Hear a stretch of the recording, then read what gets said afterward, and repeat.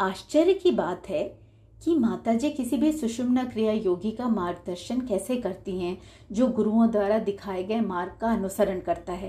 पहले कर्मों के बंधन से और फिर जन्म और पुनर्जन्म के चक्र से, और ये सब करते हुए वो इतना सरल और नम्र हो सकती हैं।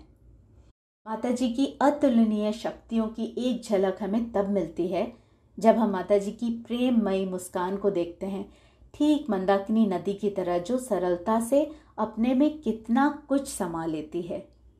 विभिन्न प्रकार की पूजा जैसे आवाहन, अर्चना और आरती के बाद पाद पूजा, माताजी के पवित्र चरणों की पूजा शुरू होती है। श्रीमती शिरीषा और श्रीमती सत्यशुभा को उस वर्ष की गुरु पूर्णिमा के दौरान पाद पूजा करने का सौभाग्य प्राप्त हुआ था। उनके परिवार के सभी सदस्य सुषुम्ना क्रिया योगी हैं। 2 जुड़वा बच्चों की तरह एक जैसे सुंदर कपड़े पहने उन्होंने अत्यंत श्रद्धा, प्रेम और भक्ति के साथ कमल के फूलों का उपयोग करते हुए पाद पूजा शुरू की। उनके परिवार के सदस्य भी पाद पूजा में उनके साथ शामिल हुए। दिव्य बाबा जी सुषुम्ना क्रिया योग फाउंडेशन के प्रारंभिक चरणों में उनके परिवार की सेवाएं अपार और अतुलनीय थीं। उनकी सेवाओं की सराहना करते हुए श्री श्री श्री महाअवतार बाबा जी ने श्रीमती शिरीषा को शालिग्राम का आशीर्वाद दिया, और कोई भी उस अनुभव को YouTube पर देख सकता है। यद्यपि उनका परिवार ही माताजी के चरण कमलों की पूजा कर रहा था, वहां उपस्थित प्रत्येक सुषुम्ना क्रिया योगी मन की गहराइयों से माताजी को कमल अर्पित कर रहे थे।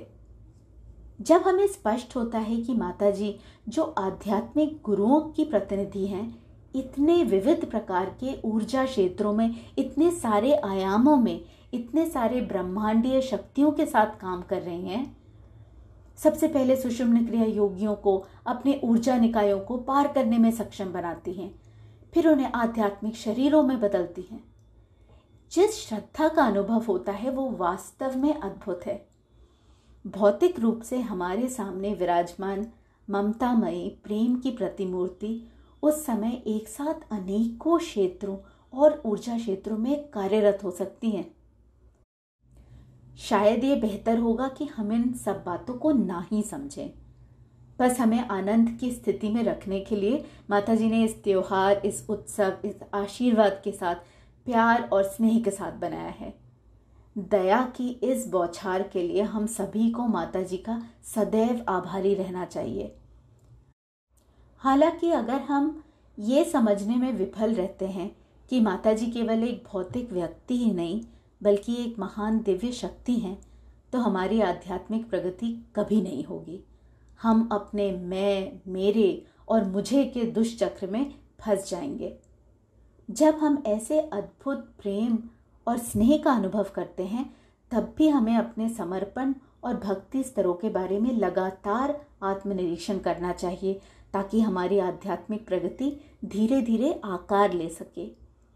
ये सभी विचार विशुद्ध रूप से माताजी की दिव्य ऊर्जाओं की अभिव्यक्ति ही हैं।